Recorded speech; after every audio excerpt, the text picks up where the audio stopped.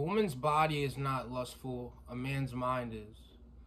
The way you perceive something is based on your mind. It's based on reactions caused by the external.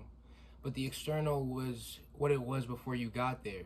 Then when you perceive something in the external, now you start coloring that coloring book with all types of colors called your perspectives. But truly that coloring book is inherently neutral.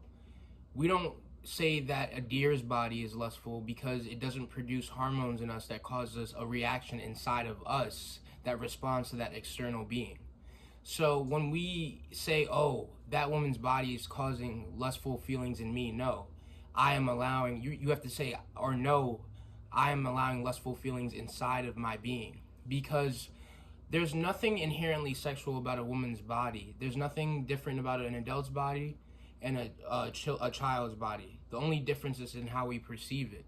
So in a sense that, yes, we can use the only difference is that, yes, we can reproduce, but that can be our choice. The problem with humanity is that we let lust control us, in a sense, right? It's like, the reason I say that there's no difference between a child's body and an adult's body is that it's both just human flesh and skin. It's both innocent in its nature. But the difference between adults is that as we grow up, we reproduce. So these hormones start to create these images in our head that we become fascinated by. And then we want to couple and we want to, have intercourse and then reproduce. It's like they say sex sells because that's the number one kind of activity in the world is sex. Because the universe constantly wants to create and reproduce itself, and so do human beings. So the beauty of that, though, is that when we can see the beauty of creation in sex and the beauty of union in sex when lust doesn't control us.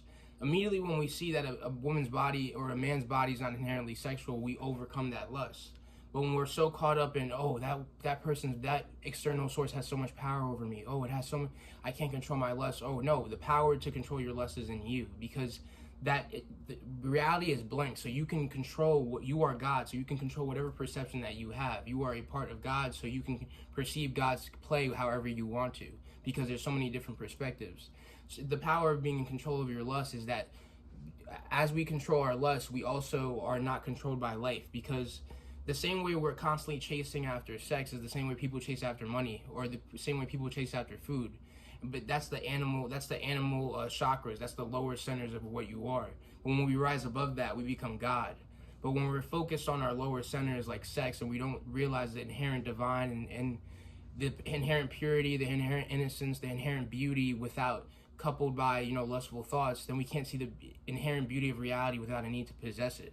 But when we're so focused on satisfying our animalistic desires, and we can't see the beauty of reality because we're so caught up in satisfying this ego, this I. But the reason so many people get heartbroken, the reason so many people, they miss out on so many beautiful friendships they could have is because they're thinking about sex, they're thinking about what they could get from the person. But you should see that person the same way you see a baby or a child, just pure and innocent, and just have fun and play. You don't always need to have sex with the person. You don't always need to have a romantic partner. A lot of the reasons people always need a romantic partner, or always need some sex or something, or they're always concerned with sex, is because they're not fulfilled within themselves. So they want to get that version of union with sex with somebody else. But sex is temporary. You notice how whenever you're having intercourse, the reason people get so caught up in sex is because they forget themselves. They're so caught up in the act of sex, because it's a selfless act. But people, they don't realize that it's still an external selfless act. So you have to find that contentment that sex gives you within yourself, because when we're so caught up in attaining something on the outside, we can never attain the everlasting peace that is within ourselves. So immediately when we perceive that the truth is beyond perception, and that even if this mind says that, oh, this woman's body or this man's body is sexual, we can play with the perception if we want. If we can, we can have a little divine romantic play with somebody else, two forms of God coming together and playing the game of romance. Or we can be an animal and say, oh, this lust controls me and I cannot control it, and now it governs your decisions. Because a man or a woman who's governed by lust, they get played, they get tricked, because there's so many examples. Like there was this woman in history, and she wanted to defeat these generals because she knew that these men, they would be I guess they would feel insulted, or that a woman was coming up in the world. So she was going to become leader. So to distract these generals, she would send them women to distract them from their ambition. And these men, they would become satisfied with these women, and then they would get distracted from their ambition. So it's like, but if they were in control of their lust, they would be able to see through that woman's plan. And this is the beauty of not getting caught up in your imagination or your lust, is that you see reality clearly. And you when you get beyond perceptions and you get beyond lust, and you see the true perception, which is blank and neutral and innocent, and then you get to see the truth for as it is. But when you're distorted by lust, then you get tricked, just like that queen tricked those generals into, it's like, notice how like they were gonna overtake her, but then she was just able to distract them with their lust. And this is the beauty of going beyond lust, is that you don't get, it's, a lot of people say spirituality takes away from your material goals, but actually it helps it, because it helps you master this body. So then it becomes like, you're like you become an avatar. That's why they call Lord Krishna an avatar of Paramatman, because he mastered his body, he became God, and then he was able to have fun in this material world.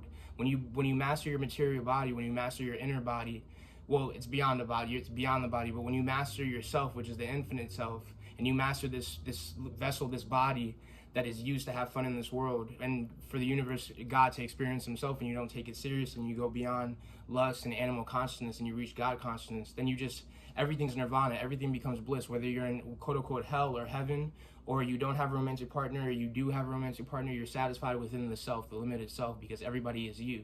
When you're caught up in this mind's image of what somebody is, then you can't see them for as they are, and you can't have fun, because you're so caught up in the mind, and the mind takes over you. So go beyond the mind and just have fun. You don't always need to have sex or be focused on lust, because there's so much greater in life than just satisfying your sexual desires or satisfying your immediate desires, because there's nothing in this material life is going to satisfy you. As soon as you get it, it'll be gone. I'm telling you. The highest point of detachment is when you realize that as soon as you get something, it's gone.